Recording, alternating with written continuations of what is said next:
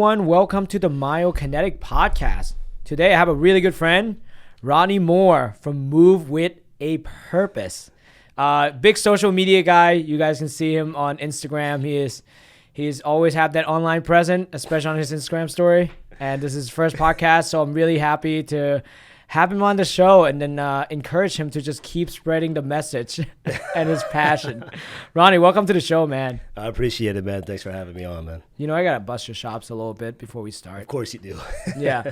So listen, for our listener who, listen to our show, tell them a little bit about you, your story. How do you end up where you are right now? How do you end up with a training business? Yeah, I mean, it really started for just a passion for, sports growing up. I mean, since I can remember, my dad always had me and my brother involved with, any type of sport, football, basketball primarily.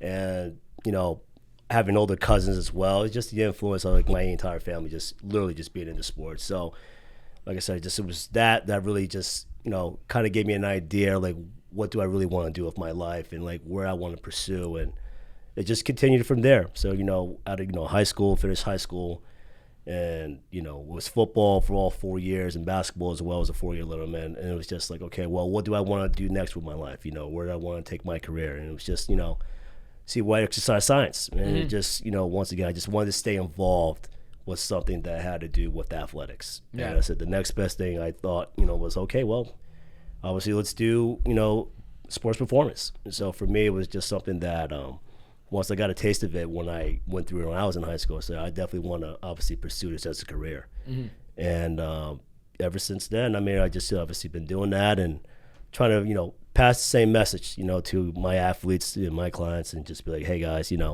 maybe you guys could be the, the next role model for whoever kid that has a passion, to, play sports or just, if anything, just, help them with anything in their life. Yeah, I mean, there's always something special being part of like athletics. That's always for me too. I think on a personal, selfish levels, I think it's always keeping me in shape. Yeah, right. I think that's a big thing. Of course, right. It keeps us young, I would say. Yeah, for sure. It makes us. This is the best part, right? We're always feeling like we're never lose that kid. No, inside never. Us, right? At some point, you feel like it's you flip that switch. It could be in a men's pickup game or something like that. It could be something as silly as that. Or like I said, even competing with your athletes, just on certain drills if you get in. It's always fun, kind of go back to your childhood days. No, we talk about this all the time, man. And again, it's keep us young, but it keep us going each day. Sure.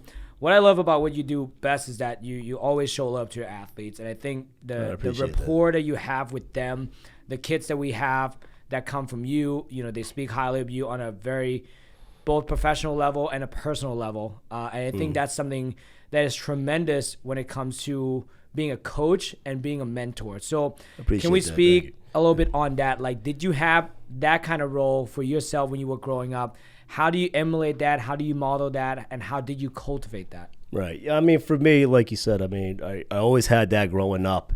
Just a supportive family, and, my friends as well, how, they always came to my games. And, I had my trainers when I was in school. They always, supported me, and made posts, at the time, obviously, social media ain't like it was, early 2000. But, I mean, just the influence of that, it kind of, sparked you to try to, do more. And it's just like, man, all right, well, if I do go down this road, I mean, I definitely want to do the same thing for my athletes, to show them that support and, that I'm always going to be in your corner regardless if you're right or wrong. But also at the same time, it's a lot of things where, those kids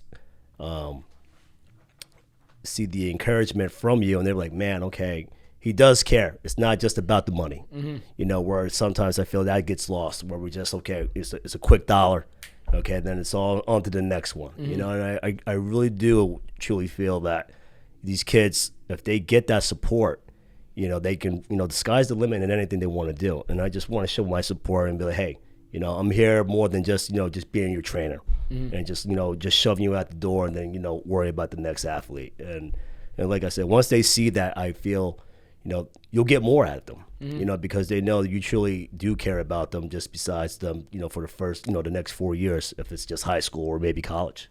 Yeah. And, both you and I in a service business, and if we were really in it for the money, the service business would not be it, because it's this is not it. I'm sure you and I have lost sleep over athletes getting injured, all of that stuff, and absolutely. Also I've gained a lot of excitement when I get some cases where I know, like, oh my God, all we need to do is this and that. Why did I not think of that? Like, and it's the same thing when you get a good program going and you see the athletes actually making progression. Like, that's something that's super excited. Where if you really want to make the money, the finance field, maybe that's it, right? Maybe a better idea for sure. Yeah, and like we're both here to serve people, and as I was coming up, building my business, like you, I was on the sideline almost every Saturday. I mean, I would treat from like 8 to 2, and then I would just jet to a game. Yeah. And then I'll be home by 5, and then Sundays off, and then do it all over again. Yeah, exactly. I mean, that's literally what I was doing this past fall. It's just, you get into these games as much as I can, and just showing my support to these kids. Because, it does mean a lot to them to see you there and show, man, you drove the 45 minutes out of your way just to come see me play. I'm like, yeah, I mean, of course. Mm-hmm. I mean, I really want to see you actually, perform. I mean, think about all the things you did in your off season. Mm-hmm. That's the reason why I'm here, to see if you're actually doing the things we did in our off season. But besides that, just give you more support, just like you're getting from your friends and family. Yeah, and feel like I'm an extension of that. Yeah, And I love your brand, right? Move with a purpose. Can we talk the purpose, the principle behind what it means to move with a purpose? Yeah, I mean, really for me, it's just, sometimes we fall in love with where it's just primarily about just the strength. And I think a lot of times where athletes feel like they have to have these big numbers in order for them to be a better athlete. And, when I came up with that move with a purpose, I felt like, that was something that I really wanted to kind of get away from, was like, just being your typical strength coach, and just say, no, we got to have, the maximum effort, like lifts over 500-pound back squat and, your 600-pound deadlift. It's like, I really want you guys to understand that, it's all about movement before anything. The sport is a sport. Regardless of how much you bench or lift or back squat, that's not going to mean anything on the field.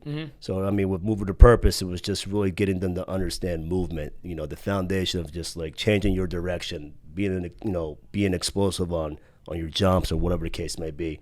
So, I mean, for me, that's what I really saw. I felt like it was missing, and I feel like maybe that could be my niche and bring this to the table for, my athletes. But hey, we're not just going to fall in love with those, big compound lifts. We're going to really understand how to actually, move. And then we can get into maybe, that type of, maximum strength effort. But I mean, that's first and foremost, it will always be, move first, then we'll move on to, like I said, or compound lifts or whatever the case may be. Yeah, I mean, it's true, man. Like there's no barbell on the field. Right. So it doesn't matter. It doesn't matter. Like, how many athletes have we seen, in today's game, like, in the NBA? Like, does Steph Curry look like he benches over 400 pounds? No, but he's a sharpshooter. You put that guy anywhere on the court, he can do anything. Yeah, I mean, this is the best part, right? Doing like any combine, any pro day, you see guys throwing up weights, doing all their bench, their cone drill. And I have, many opportunities to speak to coaches, agent, recruiters, and like those stats are just baseline strength, baseline speed that they look for. But really, what they really look for is film, right? Sport specific skill set. And exactly. I used to work with this one kid who works out super hard, and I think one year it was Clowney on his pro day. They were like, he's bench X amount of rep, and then he went and then he said, oh, I just out bench Clowney. I was like, yeah, you forgot to do one thing, is being really good at playing football. And that's why he's getting the first round, and you work at New York Sport Club. Right, exactly. And like, if that was, the case where, then bodybuilders would be the best athletes. You know what I mean?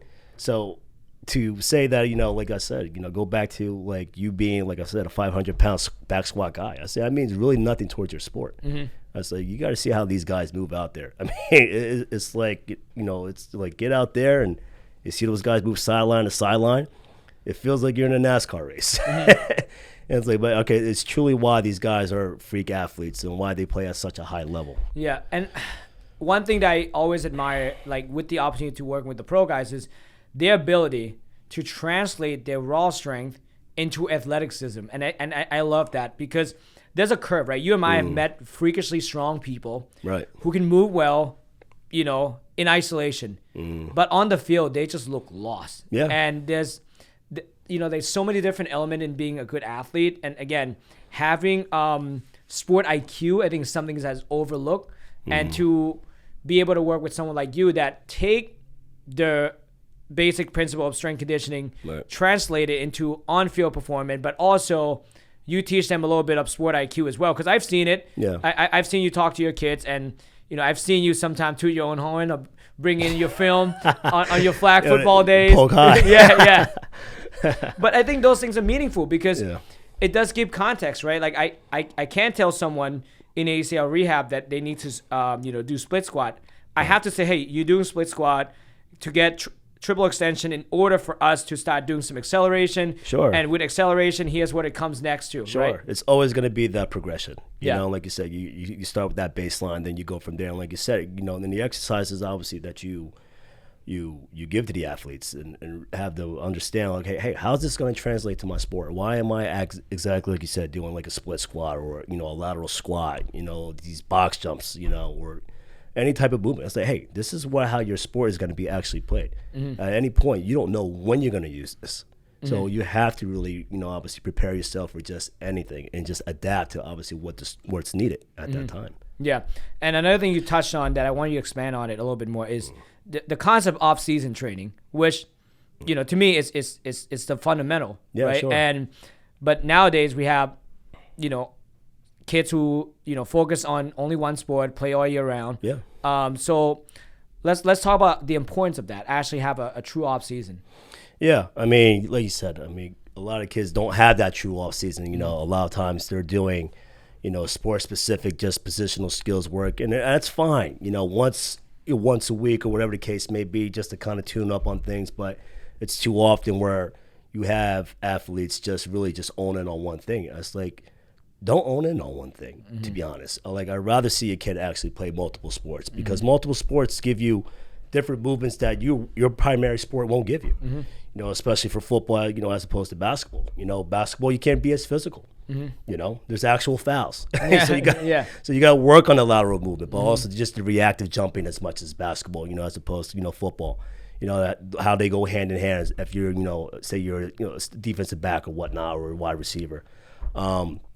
And for them, it's just like, I love to see those kids, like I said, play multiple sports, but, also when they come to me as well, it's like we're doing, games, doing a mirror drill, or kind of doing like almost like flag football in a sense where I put a belt around them and say, hey, pull the flag, just work on reaction and do things that are out of your comfort zone. And I think that's the one thing a lot of athletes, have time, they struggle with times is doing something out of their comfort zone. It's just, but look at how, that's going to translate to your primary sport.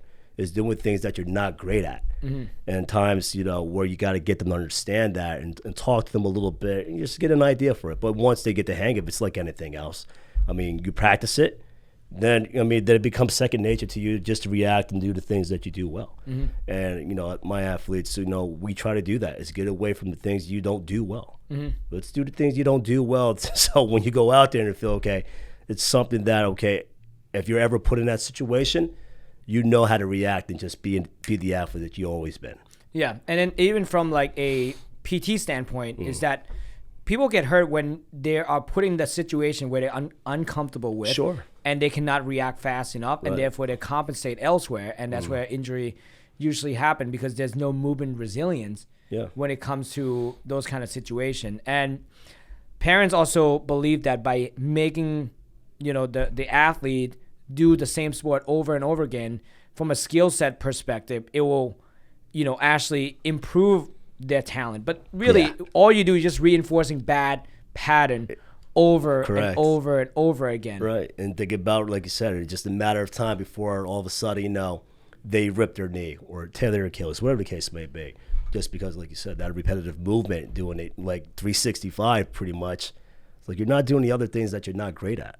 Let's get away from that. Like, we're not going to, throw the football or work on running back drills. Like, let's do something that you really don't do. Like, let's talk about that. You're going to get that in the next few months. And that's going to be practically your practice every day for the next, like 3-4 months, where you're going to be doing that same repetitive movement. And, those are the things that I really try to get my athletes to understand. Is like, we got to get away from that. We know what we're going to get when we get into camp. So, I mean, and they now, most of my guys, some of the newcomers coming in, that's where you have to teach them, your philosophy and the things that what are your values. And once they understand, okay, that makes more sense. Yeah. And I think, psychologically speaking, having an off season is great, because I've seen kids who get so burned out a lot in baseball, just because baseball, it's a lot of travel, a lot, it's a grind. And then by the time they get to their senior year, they just don't care for the sport anymore, because they've been doing so much. They got hurt all the time. And I think for parents who are listening out there, it's like, if you can give your kids the time to just miss the sport, and then give them an opportunity to actually get stronger. And I like this, because when you're an adolescent, you obviously hit puberty. With puberty, you get taller, you get longer, you get more awkward. And the mechanics that you used to do in your sport when you're like 5'4" versus when you're like 6 foot, it's completely different. And through lifting, I personally believe that through lifting is the best teaching tool to create body awareness. And also because you understand that, like, how to position your body under load, under tension, under stress, you can mimic the same position when you go back to your sport. No, for sure. And those are the things, like you said, like why the strength is obviously important, but also to work on coordination. It's just doing the basic things. That's skipping. Like, I get my guys that, like, you remember you used to skip when you were like, 5? You're like, skip. I'm like, yeah, skip. Like, let's actually try to skip. And then, like, it throws them off. And I just love how that throws them off, to try to work on the little things that they don't do well. And once they understand that, okay, this is going back to now how this relates. Yeah. And like you said, and doing that for, especially like any athlete, like practically plays their, one primary sport all year round. It's like, like you said, it goes back to like, oh, okay, I missed that. Oh, this does, kind of relate to how I got to, throw a ball or jump or cut, whatever the case may be.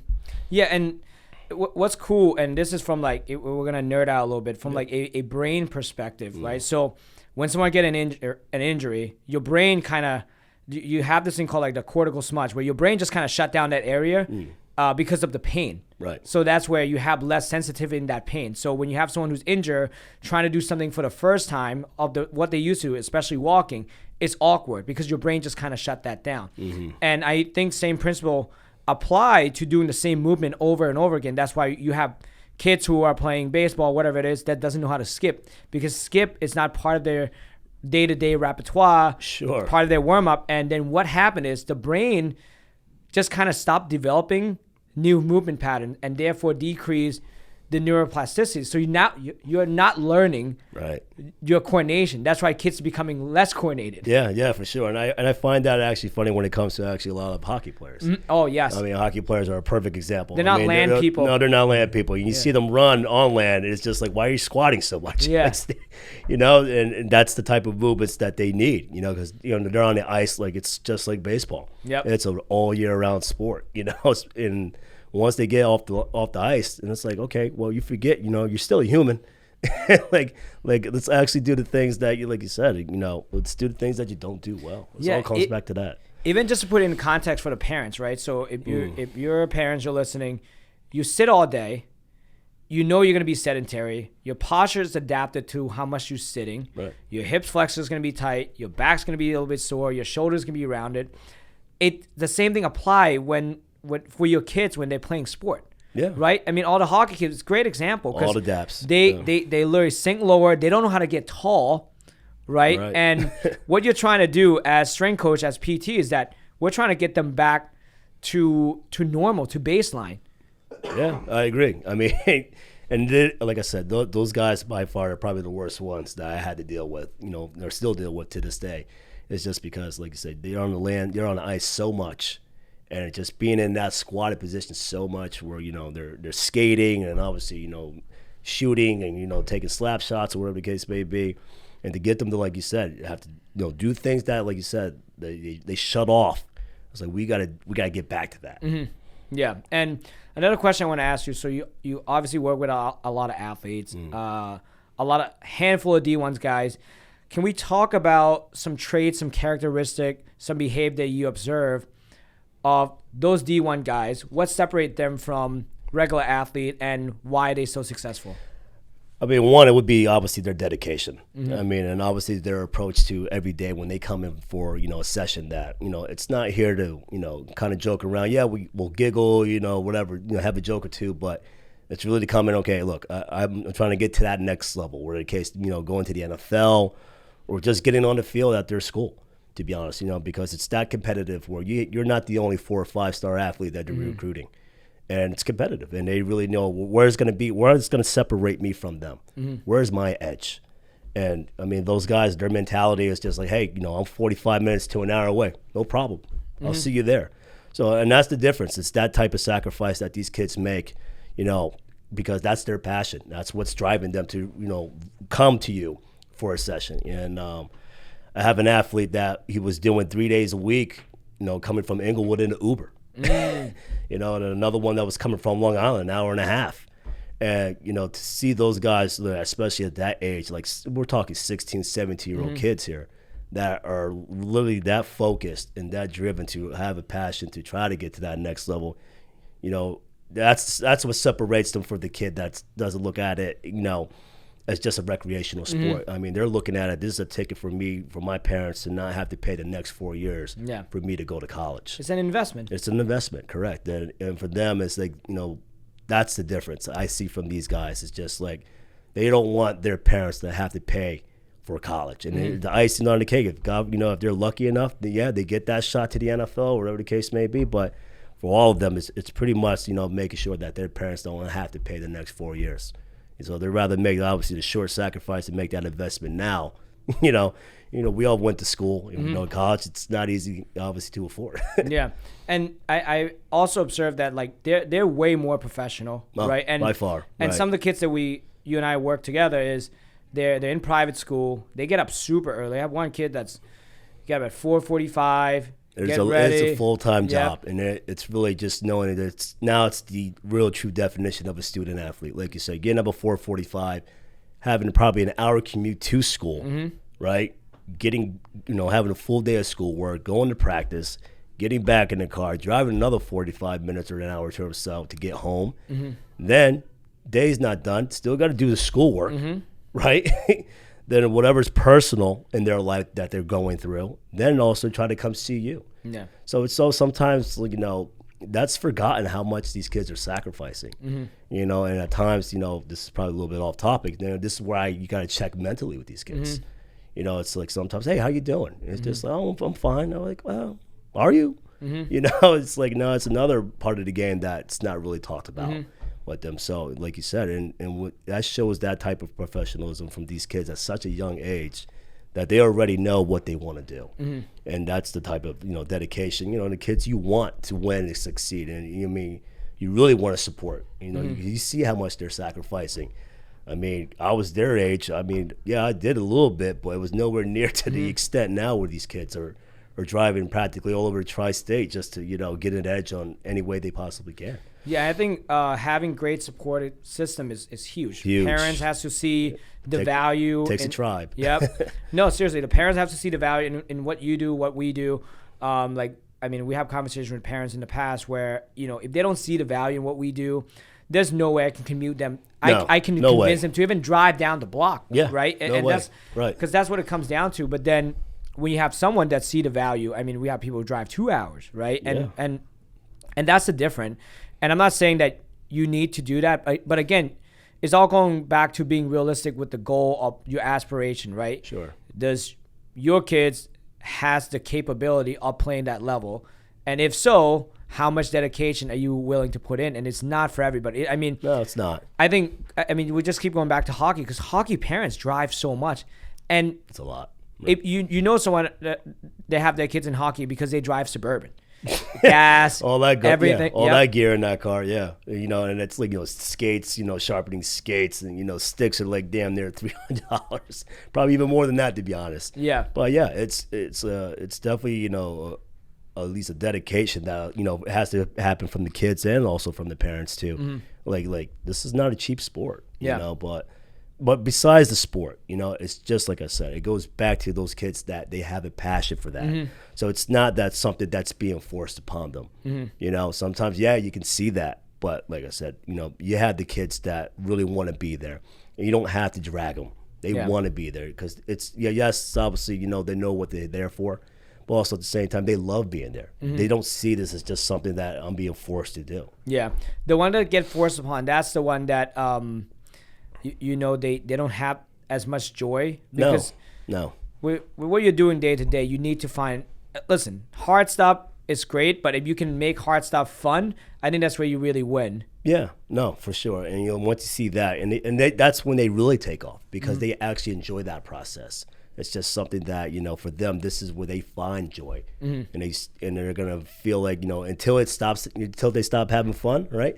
That's when obviously, most kids will stop. And even with us. Yeah. Once you lose that passion for it, it's time to move on and find something else that you're passionate about. Now, what's the conversation with the parents usually look like when it comes to, making the investment, making the time investment? I think that's more important. Like, how do you usually approach the parents to get them to see the importance of, what is it that you do, strength conditioning, and get them to, have their kids to start training with you, moving with a purpose? Because I feel like there's still a lot of misconception that needs to be addressed, especially off-season training, strength training in general, because most people rather spend their money on skill-specific training. Right. I mean, the conversation is typically, where we, like I said, the parents will call and inquire and find out, I heard great things about you. And I say, yeah, sure, whatever. But it's more about, like I tell the parents, it's like, what are you looking for? I mean, what do you see? And also, it's the conversation also with the athlete themselves. It's like, what do you think you have to work on? What are your strengths and weaknesses that you think? And, and why are you, inquiring, about me? I mean, instead of going, like you said, to the guy that's down the street and not making that 45-minute, an hour to commute to, come see me. And the kids are like, look, to be honest, I feel like what you do, I relate. That makes sense to me. And where you're teaching the basics and you're really getting them just to understand that this is going to apply to your sport. And like I tell the parents, it's like, look, we're going to work on the things that they don't do well. And then from there, that's when we'll regress some of the things that, okay, maybe we have to clean up a little bit, but also progress it once you do clean things up. And like I said, I mean, for me, it's like movement's more important than me just giving you just a couple of exercises that, okay, look great for the Instagram or something like that. You know what I mean? Like social media or jumping like, over a 60-inch jump box, box jump, I want you to make sure that you understand that, you're coming here because you really believe in that movement's going to be the primary goal than just worry about just some numbers that you're putting up in the weight room.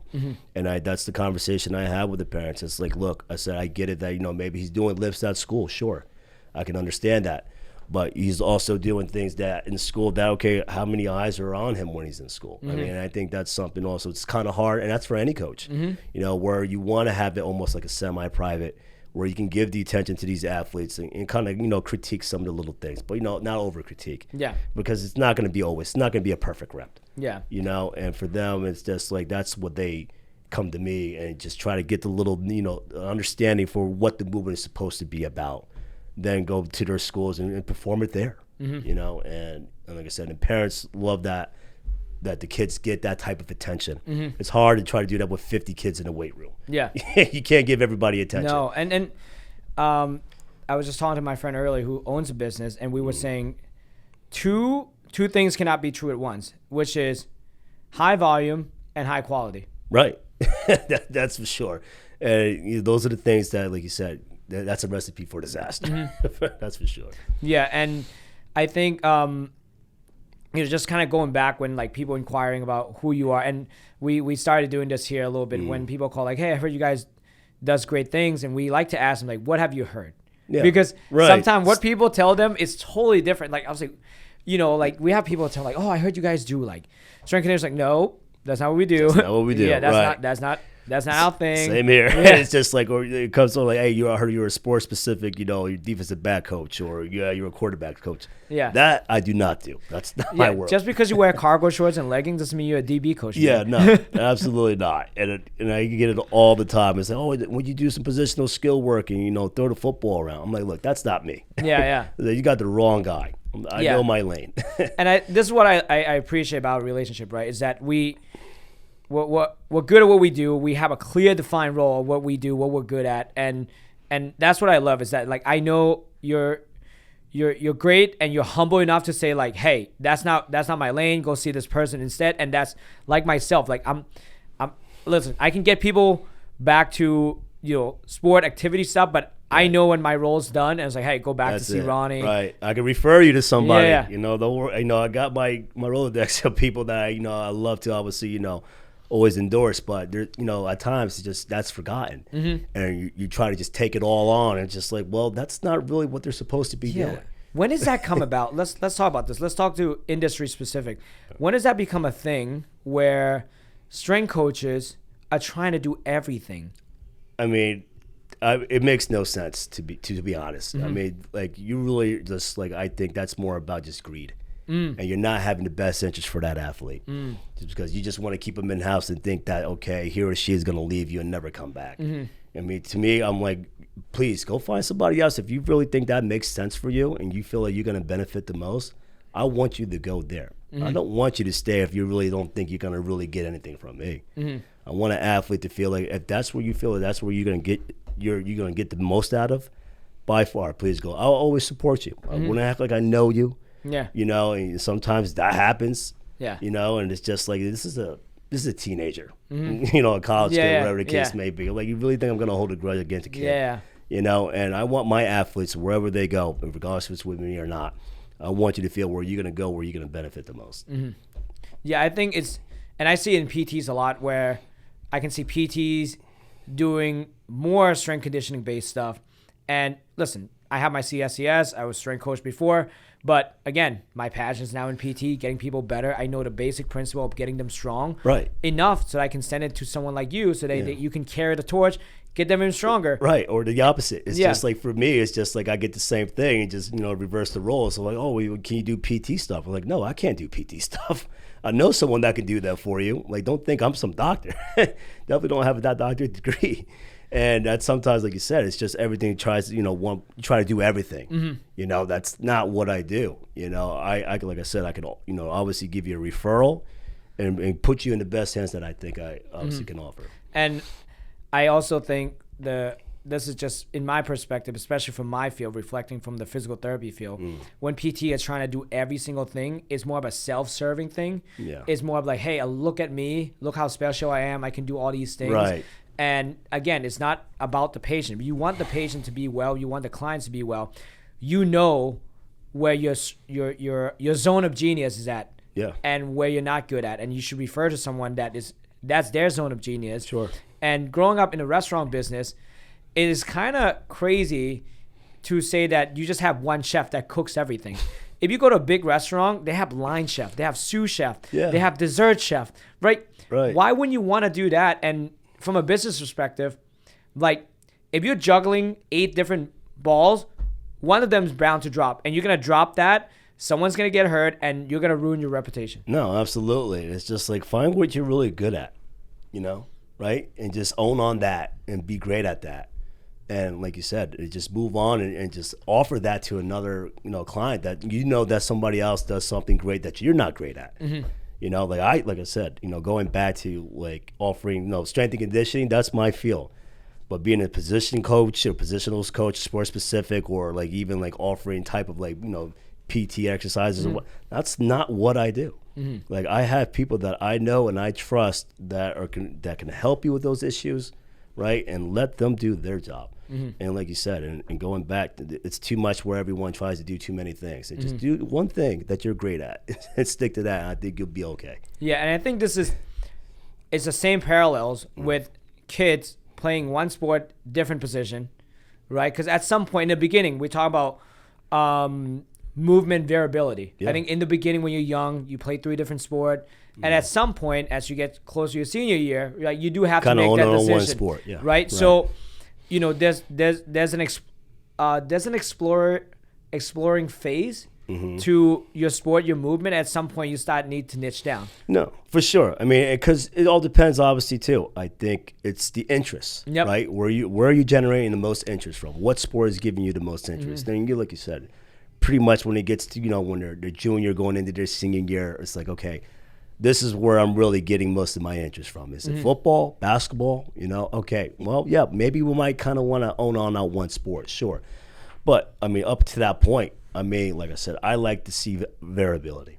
I like my athletes to do something that gives them more of a mental break from doing just that one position or that one constant sport 365. Yeah. Like, that really brings an athlete back to, you know, loving that sport again, because, you know, now they haven't done it, you know, in a few months. It's like, man, I want to get back on that field. You know, when you're on that field all year round, it's just like, okay, do you really want to be here? Like, you can see, you know, the passion, you know, is kind of gone. You know, just their body language for an athlete. It's like, hey, you know, it's like, take a break.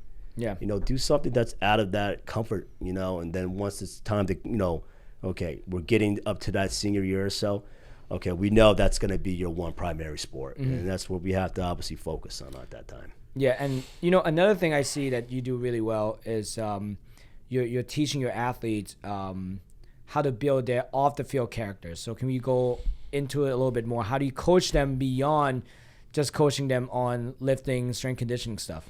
Yeah, I mean, what I love about, you know, these guys is just, you know, when we get together, right, it's just how we all working for the same common goal, right? Is to obviously have a great season, right, and obviously have a chance to, you know, play at the next level. And to see these guys, you know, work together and have that team camaraderie, even though they're all opponents when it gets into their regular season. You know, they all have the best interest in each other to, like, see their friends do well. But also it carries to, you know, just, you know, the responsibility. You know, they already have that kind of, you know, engraved in them because, you know, with the day that they're having, with a full day of school and commuting, and that's a lot of responsibility for a 15, 16-year-old kid. But also, too, you know, helping out, you know, maybe they come from single-family homes, and they got to be obviously to help their mother or father, whatever the case may be, or, you know, especially if they have younger siblings. And you just watch that, and they don't really realize that, but, you know, you notice that you know, they're more responsible, and they're putting a little bit more on their plate and not just waiting for someone else to take care of the problem, you know, and also their schoolwork and how they're still able to carry, you know, a 4.0 GPA. And I love to hear that. And then when they come, hey, Ron, you know, just scored an A on my, you know, my math test. And I'm like, great, awesome. It was just like, you know, and it goes back to, like, you know, like I said, they don't realize it, that everything that they're doing here, and how is that translating to life. Yeah. No, I love, like, the lesson that you learn in the weight room, man, is you can take that into life. It's fantastic. I mean, structure, and that's what I love about just sports and just, you know, like you said, just the weight room. It's structure, and it gives these kids that, you know, they don't realize that they think it's just weightlifting. Yeah, but it's more than just weightlifting. It's really just, you know, life lessons that they don't realize that they're getting, and how that carries to just everyday life. Yeah, I think one thing I've been, you know, really honing on when I'm lifting now, and what I appreciate since I've been lifting at the early age is that time under tension, that reps after reps, right? Because you and I, if we really count the amount of squat reps that we've done, it's countless, right? But then again, we still go back to doing it because it's fundamental, and it's something that we do over and over and over again, and that's just principle of life, right? Like, I mean, like, people talking about, you know, chop wood, carry water. Like, you do the same thing. Just keep doing the same thing over and over again. And you don't expect a different outcome. You know the outcome is going to be consistent, but the outcome is consistent because the work is consistent. Right, exactly. And then once that work is so consistent, it's already engraved. And it's something that you'll never forget. And, you know, it's always something you can always come back to, right? It's something that you know. It's like, okay, if I lose myself, oh, hey, I know I can always come back to this point because, you know, this is where, this is home. This is the foundation.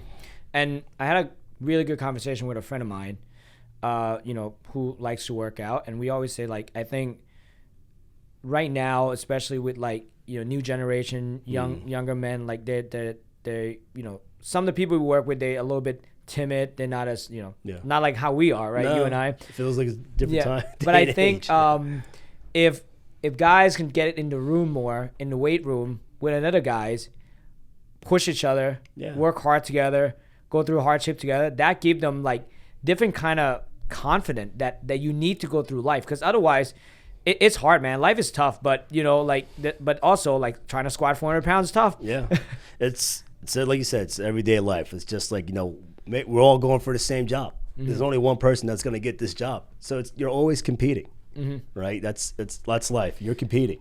There's always competition, and it's just like, you always got to feel like, well, where's your niche? Mm-hmm. Like, what can you do better? What can you offer?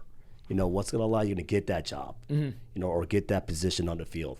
And that's things, like I said, these kids, they don't realize that they're learning these life lessons. And it comes back to that. And like you said, it's just something that once they understand that, like how it goes hand in hand, it's just, the sky's the limit for a lot of them. Yeah, but, to even take it farther, like the first thing they have to understand is overcoming themselves. Right, sure. That adversity, yeah. Yeah, because most of the time, again, going back to weightlifting, there's time where you they can hit that weight. Right, but it's them that's stopping themselves because they couldn't believe it, right? And then it's all going back of us as guys giving ourselves permission to be successful, to believe that we can do those tasks that seem impossible, right? Because it's only impossible until it's done. Then it's done. And then when it's done, you're like, oh crap, why did I do bad? that? Yeah, right. So it always comes back to that, and it's just like, sometimes you tell them that, but also you tend to forget that. Yeah, it's just like be a little bit more adventurous and and try new things. It's just, okay, it wasn't that bad. Yeah. Sure. And even risk taking, man. I mean, like, as I'm talking to you, like, again, when you go for a PR, you're taking a risk. You're taking a risk. But you're taking calculated risk, right? It's just like in life, when you're starting a business, when you're asking a girl out, that's risk. Right. But again, you build those risk tolerant muscle mentally in the gym. And this is why I always, if I don't feel good, I don't feel like myself, I feel uncentered. Well, there's one place I need to be, is in the gym. Yeah, right. I mean, that kind of always, like you said, I'll always be home. That's where I find my comfort, and that's where I find my clarity. It's like that weight room. It's just me, and just in my head, in my zone, and just like forget everything that I'm going through for at least that hour, and just that's why I find my peace. And I can find that could be for anybody. Wherever your piece is, go to that. Yeah, and I think for most people I speak to that are really successful at what they do, whether it's in business, in life, they do have that appreciation of the grind in the gym, and they do have the appreciation of progression that comes with a lot of sacrifice. And I think you can learn that in gym, in the sport. And I think some parents, or even athletes that are listening to this, like, don't take it at face value, because it's deeper than that. And if you can find beauty and you can find depth in the things that you do every single day, especially the struggle, that's when you can really come out on top when it comes to life, right? Because in life, you're winning by trying to find joy in the suffering. Yeah. Yeah, seriously. I mean, that's really what it is at the end of the day, for sure. Yeah. So before I let you go, man, just a quick thing. Yeah. Based on what you've been doing, and you've been doing this for a long time, you've seen a lot of ups and downs. How do you help athletes who clearly have not had the best season, things are not going as planned, plan is derailed? How do you help them talk themselves down from the ledge? Yeah, I mean, it's a tough conversation, and you try to obviously just give as much support as you possibly can, and tell them, hey, let's take the baby steps and work towards that again. But yeah, I mean, for athletes, it's especially that are going through that hardship, it's just like you got to really just hey, let's just get to what we know well, and let's get and go from there, and slowly progress, because now it's just these days it's just the social media impact where athletes are seeing kids, received another offer, and they're looking at their mail and they're not even getting a sniff of an offer, not even interest. And it's just like, how do you tell a kid, 17-year-old kid that hey, I don't know if I'm going to be able to go to school because I'm not getting these offers. Everyone keeps posting these offers that they're getting. I said, you can't worry about that. And sometimes you just got to, get them to understand that you got to just keep your head down and just worry about yourself. You can't worry about what everyone else is doing. So that's great for them. I mean, right now we got to focus on you, and it has to be more of you got to get them to understand. You just got to just block the noise, and just worry about what you can control. Then someone got to take a chance on you, and if you have to be a walk on or be a PWO or whatever the case may be, you got to go out there and make a name for yourself. And I think that for them, they got to really have now we're going to see that passion. If you really do care for this sport, do you really want to actually pursue this to the next level? Because now you're not getting what you wanted. All right, so now you got to go out there and take it. Yeah. No, I love what you say about the small baby step. I think due to social media and people just have a platform for like self-aggrandizing, which is good, and I can see why, because of the NIL deal, they need to promote themselves. I can see that, but it also has a negative consequences of promoting kids to compare themselves a little bit more, but to kind of take it back to what you can control, which is baby step towards the goal that you want. I think that's a really good way to look at it, because when we see anyone who tore the ACL, UCL, they think the whole thing is over. The world's over. I'm like, listen, you're 17 years old. You still have the whole life in front of you. There's more than just you playing a sport. You're more than just an athlete. Let's redefine who you are. Find out who you are as you're growing through this path. And another thing that I love with what you said, besides taking the baby step, is kind of just going back to just find that zone where you can be comfortable with yourself, and going to find that comfort. You have to go through the discomfort, right? You have to go through that discomfort, and it just brings you more character. When you don't find things don't ever go your way. I'm glad you're going through some hardship. Kids that are for you that come off an ACL injury, they just, like you said, it goes back to, I'll never be the same type of athlete again. Well, maybe you're not. Maybe you might come back even better from that injury. You never know. And you want to see them that, okay, how are you going to actually overcome this obstacle? Or they're not getting the playing time that they think they should be getting. Yeah. I've had a couple of athletes that went through that this year, and for them, I was just so proud of them mentally, how they were actually to overcome that and not give up and still show up every day and just come to practice and do the things that they're supposed to do, from their coaches. And for them, it's just like, dude, it's like, you don't realize that this is such a life lesson that you're learning right now at such a young age, but you don't see that. I say, you're gonna feel like, I went through something similar like this, and I'm ready for whatever's gonna be thrown at me. And like I said, my athletes and anybody that goes through things like that, I mean, it just makes you a better person for it. Yeah, for sure. And another thing I've just really learned, within the past month, is just to have that really abundant mindset of opportunities, right? Opportunities are everywhere. Right. Just because someone getting offered, they didn't take it away from you. No. There's so many other other colleges there. Right. Like, if you just keep working hard, you're attracted. Like, blessing, opportunities, they'll always be there for the taking, but you have to keep working, keep believing yourself, because you're attracted. No, but the problem is also too, it's like everyone thinks they're a D1 caliber athlete. And I think that's the problem. Everyone wants the Power 5 school. Well, not everyone wants Power 5. We have to kind of be, realistic with our expectations. So, yeah, would I love for you to go Power 5? Absolutely. But I want to see you get on the field. Yeah, that's the opposite side of the coin that people don't think about. Like, we have kids who go to Power 5 and they don't touch the field. Yeah. And then what are you going it for? Yeah, then then you're in the transfer portal. Yeah. And it just like, and sometimes that's forgotten. And I tell them, going back to, like you said, overcoming obstacles like that. Don't worry about being the big Division I athlete. I said, go where you're going to be feel you're going to be valued, right? And you overcome, not getting that playing time in the high school, not getting those offers, and all of a sudden a smaller school takes a chance on you, right? You still have that same opportunity just like that Power 5 school kid, right? If you go to a combine, whatever the case is, all right, you go out and show out, your tape speaks volumes of you, you will get that shot. Yeah. So sometimes, that's where you got to kind of talk them off that ledge because, if they just look, everyone wants to be the Clemson, the Alabamas of the world, but not everyone's Alabama Clemson material. Yeah. And I would encourage the kids who are listening to this, look at the portal of those Power 5 schools. All gone.